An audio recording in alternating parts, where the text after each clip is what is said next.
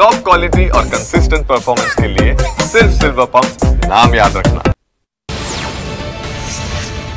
ಇಂಗ್ಲೆಂಡ್ನ Birmingham ಮೈದಾನದಲ್ಲಿ England ವಿರುದ್ಧದ 2ನೇ ಟೆಸ್ಟ್ ಪಂದ್ಯದಲ್ಲಿ ಟೀಂ ಇಂಡಿಯಾ 3ನೇ ದಿನ 244 ರನ್ಗಳ ಮುನ್ನಡೆ ಸಾಧಿಸಿದೆ.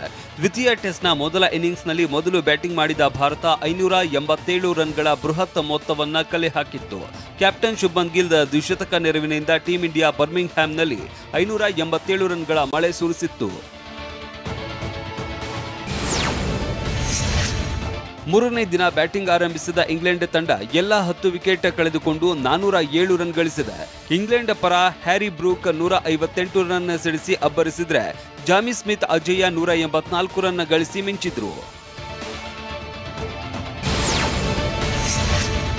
ಉತ್ತಮ ಫಾರ್ಮ್ನಲ್ಲಿ ಇದ್ದ ಇಂಗ್ಲೆಂಡ್ ತಂಡದ ವಿಕೆಟ್ಗಳನ್ನು ಕಿತ್ತೆಸೆದಿದ್ದು ಮೊಹಮ್ಮದ್ ಸಿರಾಜ್ ಹಾಗೂ ಆಕಾಶ್ ದೀಪ್ ಮಾರಕ ಬೌಲಿಂಗ್. ಸಿರಾಜ್ 6 ವಿಕೆಟ್ ಕಿತ್ತೆಸೆದು ಮಿಂಚಿದ್ರೆ ಆಕಾಶ್ ದೀಪ್ 4 ವಿಕೆಟ್ ಕಬಳಿಸಿ ಭಾರತ ತಂಡಕ್ಕೆ ನೆರವಾದರು.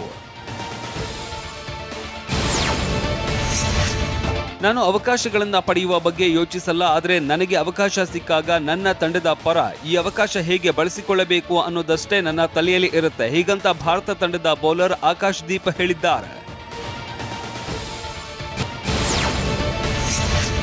2025ರ ಇಂಡಿಯನ್ ರೇಸಿಂಗ್ ಫೆಸ್ಟಿವಲ್ನ ಭಾಗವಾಗಿರುವ ಸುದೀಪ್ ಇದೀಗ ಬೆಂಗಳೂರು ಫ್ರಾಂಚೈಸಿಯನ್ನ ಅಧಿಕೃತವಾಗಿ ಸ್ವಾಧೀನಪಡಿಸಿಕೊಂಡಿದ್ದಾರೆ. ತಮ್ಮ ರೇಸಿಂಗ್ ತಂಡಕ್ಕೆ ಕಿಚ್ಚಾಸ್ ಕಿಂಗ್ಸ್ ಬೆಂಗಳೂರು ಅಂತ ಹೆಸರಿಡಲಾಗಿದೆ. ಅಧಿಕೃತವಾಗಿ ಕಿಚ್ಚಾ ಸುದೀಪ್ ಹಾಗೂ ಪ್ರಿಯಾ ಸುದೀಪ್ ರಿಂದ ಕೆಕೆಬಿ ಲೋಗೋ ಲಾಂಚ್ ಮಾಡಲಾಗಿದೆ. ಆಗಸ್ಟ್ 16ರಂದು ಕೊಯಮತ್ತೂರಿನಲ್ಲಿ ರೇಸಿಂಗ್ ಫೆಸ್ಟಿವಲ್ ಶುರುವಾಗಲಿದೆ.